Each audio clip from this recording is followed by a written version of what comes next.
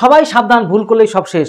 তাই স্পেশালি আজকে তোমাদেরকে, তোমরা যারা WBPSI এর প্রিলিমসের পরীক্ষাটা দেবে 2025-এ, এই কালকের দিনটাই তোমাদের খুবই ইম্পর্টেন্ট, তোমাদের এক্সামের দিনটা খুবই ইম্পর্টেন্ট দিন।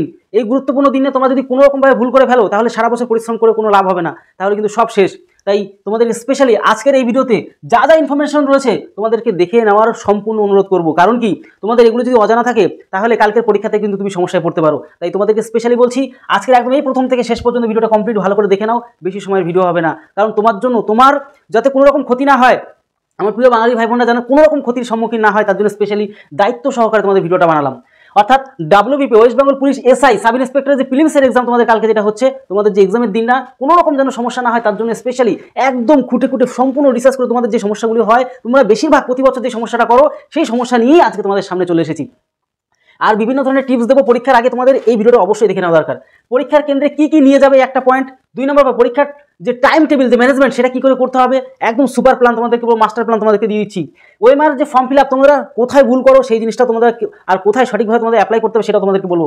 আর কিছু গুরুত্বপূর্ণ টিপস আজকে তোমাদের লাস্টে বলে দেবো। তার পাশাপাশি তোমাদের যে অ্যাডমিট কার্ডে কি লেখা থাকে তোমরা কিন্তু অনেকেই পড়ো না, বেশিরভাগ 99% তোমরা পড়ো না। তাই সেই সমস্ত ইনফরমেশন, সেই নিয়মগুলো আজকে তোমাদেরকে বলবো, যাতে তোমাদের কোনো রকম সমস্যা না হয়, ভালো করে তোমরা বুঝে গিয়ে তারপর পরীক্ষাটা একদম শান্ত মাথায়, ঠান্ডা মাথায়, নরম মাথায় পরীক্ষাটা দিতে পারো। চলো এক এক করে তোমাদের সাথে আলোচনা করে দিই। আর তোমাদের প্রথমেই বলে নিলাম, সাবধান সবাই, ভুল হলে কিন্তু সব শেষ। কারণ তুমি সারা বছরের পরিশ্রম তোমার কিন্তু এই 1 থেকে 1.5 ঘন্টার মধ্যে সব শেষ হয়ে যাবে। দেখো তোমাদের ডেটটা কত, 12-10-2025, তোমাদের কত 12টা থেকে 1:30টা পর্যন্ত তোমাদের পরীক্ষা হবে, 1.5 ঘন্টা পরীক্ষা হবে। আর এই 1.5 ঘন্টায় তোমাকে নিয়ে যাবে কোথায়, যে তোমাকে এই যে তোমার যে স্বপ্নের যে চাকরি, অর্থাৎ WBPSI অর্থাৎ ওয়েস্ট বেঙ্গল পুলিশের SI অর্থাৎ সাব ইন্সপেক্টর পদে তুমি কিন্তু সিলেক্টেড হয়ে যাবে এই 1.5 ঘন্টার মধ্যে। এই 1.5 ঘন্টা খুব গুরুত্বপূর্ণ, তার জন্য তোমাদেরকে বলছি, দায়িত্ব সহকারে তোমাদের জন্য ভিডিওটা বানালাম, যাতে আমার প্রিয় প্রত্যেকটা বাঙালি ভাই বোন কেউ ক্ষতির সম্মুখীন না হয়। দেখো এখানে আমাদের কী হয়েছে, এক্সাম যে লোকেশন, এক্সাম লোকেশনে অ্যাডমিট কার্ডে দেওয়া থাকবে।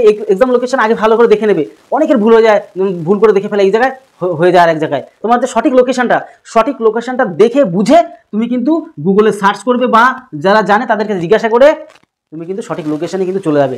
কিন্তু এর আগে অনেকবার দেখা গেছে অনেক ছেলে মেয়ে ভালো, ভীষণ পড়াশোনা, সারা বছর ভীষণ পরিশ্রম করেছে, হয়তো 10-এর মধ্যে থাকতে পারতো, সে কিন্তু এই লোকেশনে ভুল করে কিন্তু সব শেষ করে দিয়েছে, ঠিক আছে।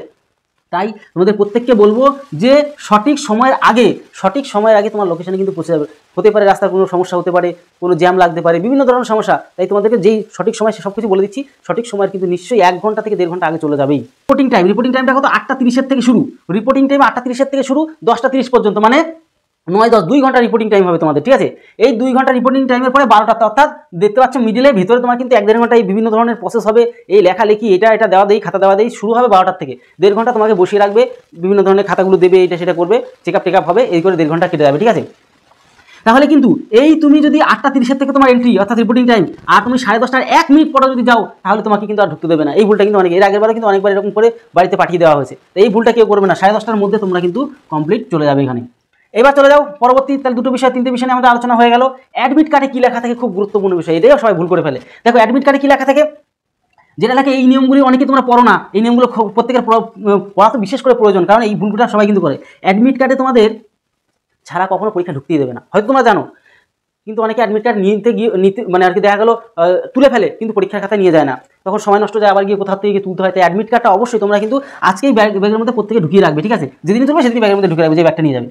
আর তার পাশে 2 নম্বর পয়েন্ট কি, অরিজিনাল ডকুমেন্টস তোমাকে নিয়ে যেতে হবে, যে কোনো একটা অরিজিনাল ডকুমেন্টস, কারণ তোমাকে চিনবে কি, তুমি যে সেই মানুষ, তাই অবশ্যই তোমাকে অরিজিনাল ডকুমেন্টস নিয়ে যাবে।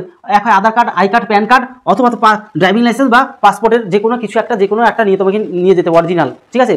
একটা নিয়ে গেলেই হবে যে কোনো। এর পাশাপাশি 3 নম্বর পয়েন্ট কি, সকালে কিন্তু 10:30টার মধ্যেই, 10:30টা বললাম না, রিপোর্টিং টাইমের শেষ টাইম 10:30টার মধ্যেই তোমাকে ঢুকে যেতে হবে, নাহলে কিন্তু ঢুকতে দেবে না, বোঝা গেল।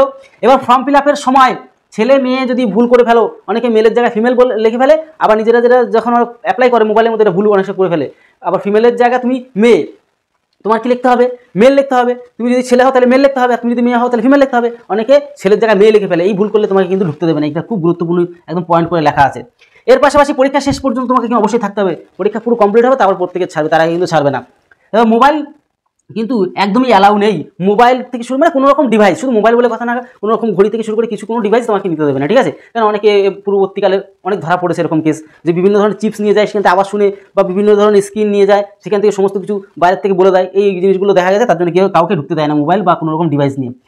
ওএমআরটাকে কিন্তু ভালোভাবে লিখতে হবে। ওএমআর যা যা থাকবে, ওএমআর অফিসিয়াল যে সমস্তগুলো লেখা, রোল নাম্বার থেকে শুরু করে সমস্ত কিছু সঠিকভাবে, তুমি যদি না জানো সেটা স্যারদের কাছে, ওইখানে যারা থাকে তারা সমস্ত বিষয়টা জানে, তাদের কাছে জিজ্ঞাসা করে সঠিক জিনিসগুলি কিন্তু শুধুমাত্র লিখবে। অন্য কিছু লিখলে একদম সম্পূর্ণ সেখানেই তোমার শেষ, পরীক্ষাও দিয়ে বাড়ি আসতে হবে না। আর পেনটা, যে পেন দিয়ে গোল গোল করবে সেই পেনটা তোমার বাড়িতে একটা নিয়ে যাবে, কিন্তু ওইখানে নিতে দেবে না, ওইখান থেকে দেবে পেন, তাই কোনো রকম চিন্তা করতে হবে না পেন নিয়ে, পেন কিন্তু পরীক্ষা সেন্টার থেকে দেবে। ওএমআর সাথে কার্বন কপি, কিন্তু এইটা খুব মারাত্মক একটা ইম্পর্টেন্ট একটা জিনিস, ওএমআর সাথে কার্বন কপি নিচে থাকবে, তুমি যে গোল গোল করবা নিচে আর একটা সেম কপি হয়ে যাবে, মানে বুঝতে পারছো তো? ওএমআর তোমার যে যদি কার্বন কপিটা থাকে, তুমি যা লিখছো নিচে সেম লেখা পড়ে যাবে তার নিচে। এই ওএমআর মধ্যে যে কার্বন কপি থাকে সেটা কিন্তু ভুল করেও কেউ কিন্তু সরাবে না বা নড়ানো চড়ানো করবে না, কারণ সেটা যদি উল্টোপাল্টা হয়ে যায় তাহলে কিন্তু তোমার কিন্তু গেল পরীক্ষা শেষ সেখানেই। তাই এই ভুলটা কেউ কিন্তু করবে না। যদি কোনো সমস্যার সঙ্গে সঙ্গে স্যারদের সাথে পরামর্শ নিয়ে তারপর যা করা করবে, নিজে কোনো মাতব্বরি করতে যাবে না।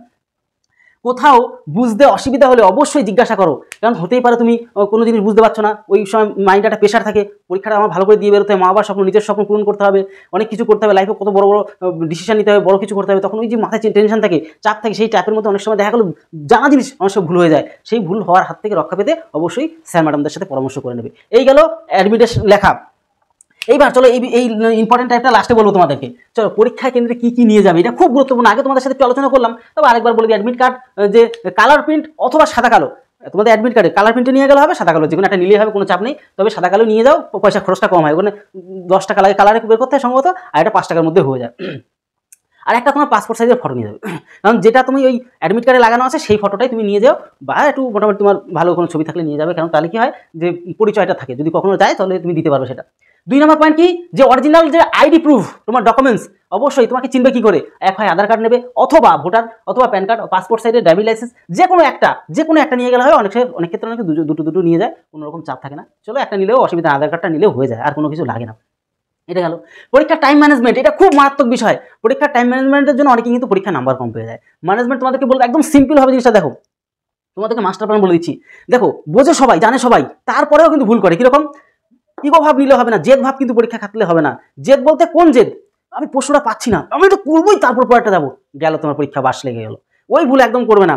পারছি না, ধরো কোনো একটা অঙ্কে ফেসে গেলে, অঙ্কটা দেখে মনে হচ্ছে তুমি প্রথমে পড়ে ভাবছো অঙ্কটা তো পেরে যাবোই, কিন্তু তুমি অঙ্কটা করছো কিন্তু পারলে না, অনেকক্ষণ সময় নষ্ট করবে না। কোনো প্রশ্নে, অঙ্ক হোক, জিআই হোক, রিজনিং যাই হোক, কোনো প্রশ্নে কোনো বেশি সময় নষ্ট করবে না। পারছো না, মাথায় এখন এই মুহূর্তে আসছে না, ভাই চলো তাড়াতাড়ি স্কিপ করো পরেরটা। মানে এক কথায় কি বলতে চাই, প্রথমে একদম সহজ করে ফেলবে। তোমার তো 100টা প্রশ্ন, দেখো এই জিনিসটা খুব ইম্পর্টেন্ট জিনিস। তোমার কি 100টা প্রশ্ন, 100টা কোশ্চেন, 100টা প্রশ্ন তুমি যদি মোটামুটি ভালো স্টুডেন্ট হও, যদি পরীক্ষা পাস করার মতন যোগ্যতা রাখো, তাহলে বিশেষ করে এটা ভীষণভাবে তোমাদের কিন্তু কার্যকারী হবে। তাহলে দেখো কি 100টা প্রশ্নের মধ্যে তুমি দেখে যাবে সহজ, মোটামুটি তুমি ফার্স্ট রাউন্ডে সহজগুলো উড়াবে। তোমার টার্গেট হচ্ছে সহজ উড়াবো, মানে যেটা একদম পারবো, সাথে সাথে কোনো গল্প হবে না, ঠিক আছে? দেখবে 50 থেকে 50টার আশেপাশে, হয়তো বেশি কিছু, 2-5টা বেশি বা 2-5টা কম, এই 50টার আশেপাশে উড়ে যাবে গিয়ে সহজ প্রশ্ন। 100টার মধ্যে 50%-এর আশেপাশে বলছি, 5টা বেশি হতে পারে, 5টা কম হতে পারে। যখনই দেখছো তোমার 50% উড়ে গেল, সহজ প্রশ্ন জমাজম 1 মিনিটও কিন্তু সময় লাগছে না সেক্ষেত্রে। তোমাকে এখন 1.5 ঘন্টা মানে 90 মিনিট সময় দিচ্ছে। দেখো কি করে টাইমটা ম্যানেজমেন্ট করবে। 90 মিনিট মানে তোমার কিন্তু 1.5 ঘন্টা সময় দিচ্ছে। তোমার টার্গেট এই 50টা প্রশ্ন না, 50 মিনিটের কম মানে 40 মিনিটে খতম করে দেবো। 40 মিনিটের মধ্যে আমি যে করে হোক তাড়াতাড়ি, আমি তো মানে এভারেজ সময় নিয়ে চলছি, কেউ একটু তাড়াতাড়ি করলে আরও ভালো হয়, 30 মিনিটের মধ্যে কমপ্লিট করতে পারলে আরও ভালো হয়। তো আমি একটা রিয়াল সময় নিলাম, 40 মিনিট সময় নিলাম, তাহলে এখন আমি কিন্তু 50 মিনিট বেঁচে আছে। এবার কি করো, মিডিয়াম ধরো, কিছু মিডিয়াম বলতে অঙ্ক আর রিজনিং এর কিছু একটু টাফ লেভেল, একটু মোটামুটি মডারেট প্রশ্নগুলো বেঁধে থাকবে, আমি শিওর, ঠিক আছে? কারণ এসব আমি অনেক পরীক্ষা নিয়েছি, তো আমার কাছে অনেকে সার্ভিস পেয়েছে। এর আগের বার এসআইতে সৌরভ দাস বলে ভাই, আমার প্রিয় ভাই, খুবই ভালোবাসে, ওকেও আমি খুব ভালোবাসি, ও কিন্তু এসআইতে চাকরি পেয়েছে। সেই গুরুত্ব তাকে যেভাবে বুঝিয়ে দিয়েছিলাম, সে সেভাবে কিন্তু পরীক্ষা দিয়েছিল বলে সার্ভিসটা হয়ে গেছিল। তাই তোমাদেরকে বলছি যে মিডিয়াম প্রশ্ন এখনো বেঁচে আছে। মিডিয়াম প্রশ্নগুলি কি করবে, তুমি ওই মিডিল টাইমে মোটামুটি কিছুটা সময় নিয়ে নাও, তোমার হাতে তখন 50 মিনিট একদম সুপার লেভেলে, তুমি 50 মিনিটের মধ্যে তুমি 30 মিনিট তুমি কি করে নাও, তুমি এই মিডিয়াম প্রশ্নগুলো যে করা পারো, মোটামুটি 15 থেকে 20টাই পারবে। ধরো 20টা যদি পারো, সাপোজ ধরে নিলাম 30 মিনিট, 20টা হবে না, 15টা আর ধরে নিলাম, আমি অর্ধেকই ধরলাম, 2 মিনিট করে সময় নিয়ে নিলাম, তাহলে আমার কিন্তু এখানে 65টা প্রশ্নের অ্যান্সার দেওয়া হয়ে গেল। এখনো তোমার হাতে সময় বেঁচে আছে কত বলো তো? এখনো তোমার হাতে সময় বেঁচে রয়েছে কত, এখানে 30 হয়ে গেল, এখনো 70 হয়ে গেল, 20 মিনিট সময় বেঁচে আছে। এইবার এই 20 মিনিট সময়ে তোমার কিন্তু 5 মিনিট এসে সই করবে, এই ভাই বাবু দেখি খাতাটা দেখি, এই কি করবে, ওএমআর এসব লেখা গোল গোল করা, 5 থেকে 10 মিনিট খেয়ে নেবে এখানে, ঠিক আছে? 5 থেকে 10 মিনিট এখানে খেয়ে নেবে। লাস্টে তুমি দেখা গেল 15 মিনিট যদি টেকাতে পারো বা 10 মিনিট টেকাতে, ওগুলো টাফ লেভেলের, যেগুলো মনে হচ্ছে ইস, এবং ওইটা জিনিসটা দেখি তো আরেকবার গিয়ে প্রশ্ন দাগিয়ে রাখবে, একটু টাফ, মানে কোনোভাবে চিহ্নিত করে রাখবে। আর যেগুলি অ্যান্সার দিয়ে ফেলছো না, সেগুলি কিন্তু রাইট মেরে দেবে, সঠিক, যে আমি এগুলি অ্যান্সার দেওয়া কমপ্লিট, তাহলে পরবর্তী দেখার সাথে সাথে চিনে যাবে এই প্রশ্নটা আমি অ্যান্সার দিয়ে ফেলেছি, ওই প্রশ্নটা আমি এখনো অ্যান্সার দিইনি। আর যেটা মনে হচ্ছে একটু পারবে মনে হচ্ছে, পরবর্তীকালে ট্রাই মারবো, ঠিক আছে, টিতে ট্রাই মেরে দেবে, টি লিখে দেবে সাইডে, তাহলে পরবর্তী দেখেই চিনে যেতে পারবে এটা আমি একবার ট্রাই মারবো, ঠিক আছে? সেগুলো কি করবে, লাস্টের এই 20 মিনিট 10 মিনিট যাই বেঁচে থাকুক, সেই টাইমটা তো তুমি 10টা প্রশ্ন যদি ওড়াতে পারো।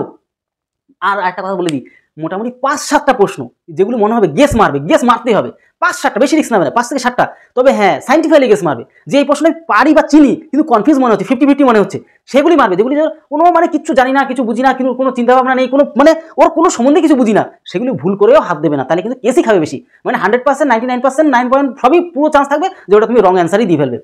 যেগুলো মনে হচ্ছে কিছু একটা জানো, কিছু টার্গেট করে দিতে পারবে, অপশন এলিমিনেট করে দিতে পারবে, সেগুলি গেস মেরে 5-7টা মেরে দেবে, ঠিক আছে? এরকম করে তুমি 10টাকে লাস্টে মেরে দাও, তাহলে দেখতে পাচ্ছ এখানে 60, 70, 75 নাম্বার অ্যান্সার দিয়ে ফেলছো।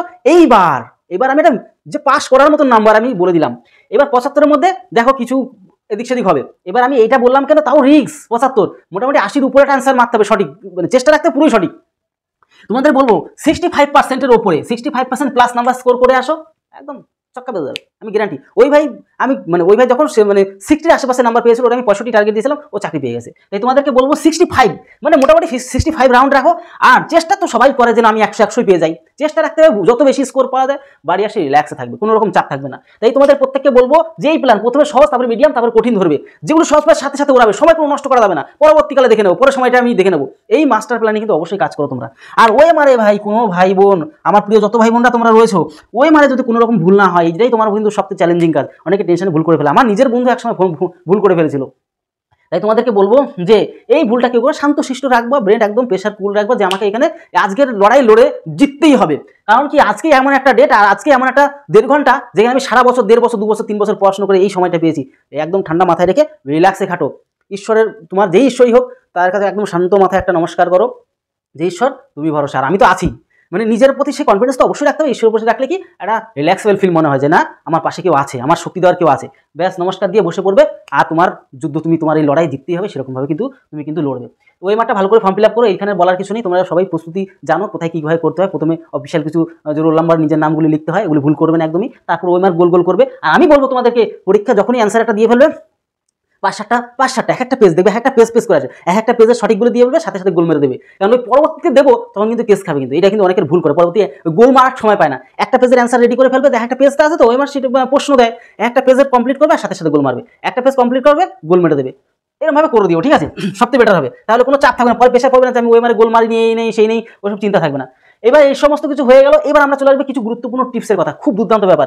দেখো কোন প্রশ্ন, এইটা সবথেকে তোমাদেরকে বলবো, কোনো প্রশ্নের জন্য বেশি সময় নষ্ট করতে বলে দিচ্ছি, বেশি সময় একদম নষ্ট করো না প্লিজ, তোমাদেরকে রিকোয়েস্ট।